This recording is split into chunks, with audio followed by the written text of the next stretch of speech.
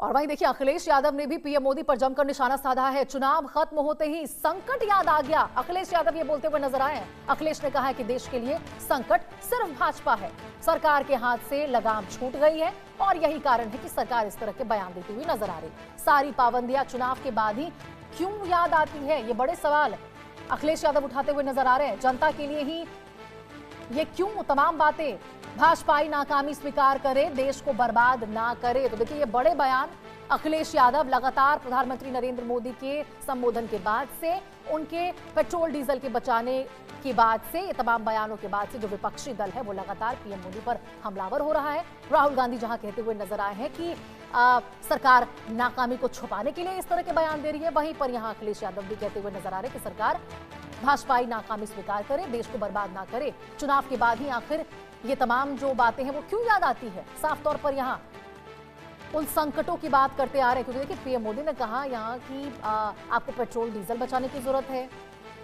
सोने ना खरीदने को लेकर भी पीएम मोदी ने कहा कि साल भर सोना ना खरीदे देशवासी, और यही वो तमाम बातें थी जिसको लेकर अब जो विपक्षी दल है वो पीएम मोदी पर टूट पड़ा है, लगातार उन पर हमलावर हो रहा है।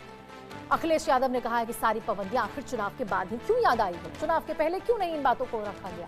उनका साफ तौर पर कहना है कि यदि चुनाव से पहले ये बातें कही गई होती तो शायद जिस तरह से बड़ी बहुमत के साथ पश्चिम बंगाल में, असम में, पुडुचेरी में यहाँ पे सरकार बनती हुई बीजेपी की नजर आई है, शायद वो स्थिति कुछ और होती है। और देखिए यही वजह है कि यहाँ पर अखिलेश यादव तंज कसते हुए पीएम पर नजर आ रहे, साफ तौर पर निशाना साध रहे हैं, कह रहे हैं कि चुनाव जब खत्म हो गया तब तो सारे संकट याद आएंगे ही। सारी पाबंदियां जनता के लिए ही क्यों है, आखिर क्यों अब चुनाव के बाद पीएम मोदी को ये संकट याद आ रहे हैं भाजपा के लिए।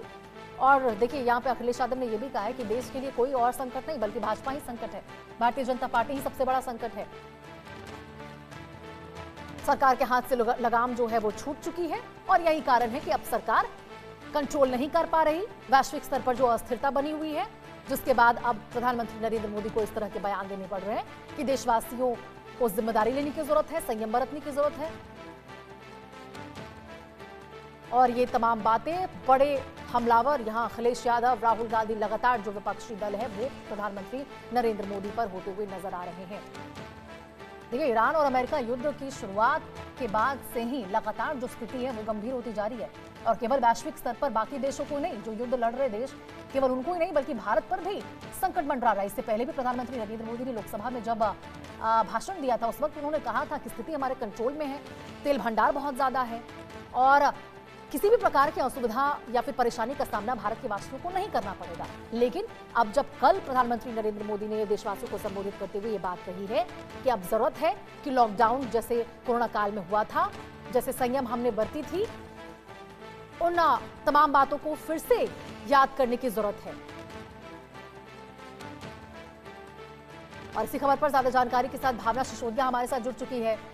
भावना, प्रधानमंत्री नरेंद्र मोदी ने कल जो ये बातें तमाम कही हैं, क्या इसको संदेश माना जाए इस प्रकार का कि कोरोना काल में जो स्थिति देखने को मिली थी एक बार फिर से वो स्थिति उत्पन्न हो सकती है, और शायद इसलिए यहाँ पर चेताते हुए एक तरह से पीएम नजर आ रहे देशवासियों को? जी देखिए, जिस तरीके से कल प्रधानमंत्री नरेंद्र मोदी कहते हुए नजर आए थे कि जनता एक तरीके से